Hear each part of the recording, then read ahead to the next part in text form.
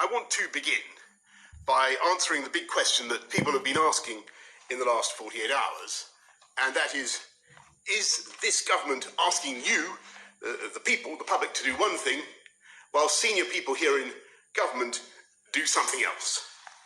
Have we been asking you to make sacrifices to obey social distancing, stay at home, while some people have been basically flouting those rules and endangering lives? And it's because I take this matter so seriously, and frankly, it is so serious, that I can tell you today I've had extensive face-to-face conversations with Dominic Cummings, and I concluded that in travelling to find the right kind of childcare, at the moment when both he and his wife were about to be incapacitated by coronavirus, and when he had no alternative, I think he followed the instincts of every father and every parent, and I do not mark him down for that. And though there have been many other allegations about what happened when he was in self-isolation and thereafter, some of them palpably false, I believe that in every respect he has acted responsibly and legally and with integrity, and with the overwhelming aim of stopping the spread of the virus and saving lives. And I stress this fundamental aim because it's thanks to this country's collective resolve in achieving that aim that we continue to set out plans for a phased reopening of schools.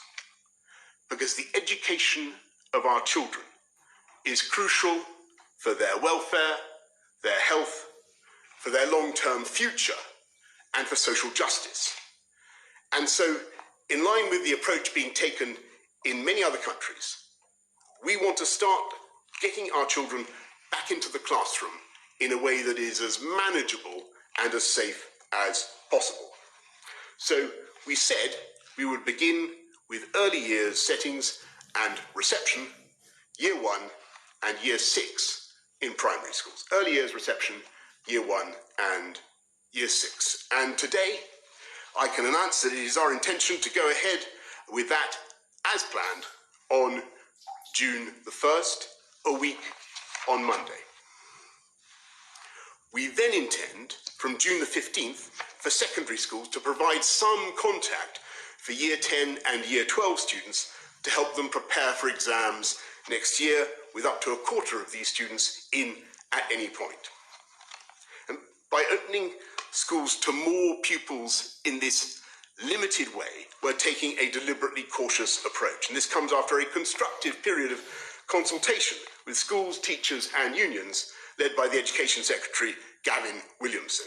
I want to thank all the teachers, education, childcare staff who have stepped up to the challenge and kept schools open throughout this crisis. The Department for Education will engage with teaching unions, local authorities and school leaders in the coming days, giving them an opportunity to ask questions and probe the evidence behind our plans. And the final decision will be taken as part of the formal review into lockdown measures which the law requires us to undertake by Thursday. We will, of course, continue to consider all the evidence, as we said we would do, and we will continue to work hard with those bodies over the course of the coming week.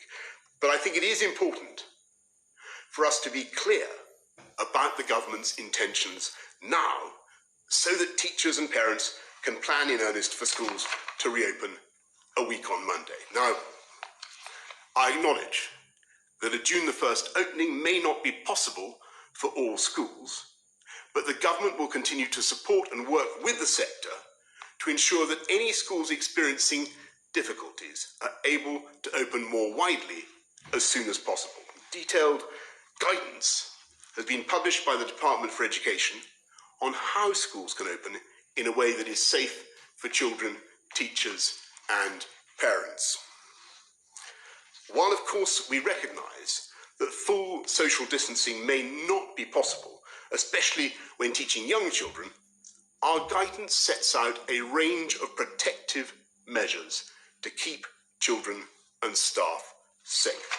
This includes reducing the size of classes and keeping children in small groups without mixing with others, staggered break and lunch times, as well as drop-offs and pickups, increasing the frequency of cleaning, reducing the use of shared items, and utilising outdoor space. All children and staff and their families will have access to testing if they display symptoms.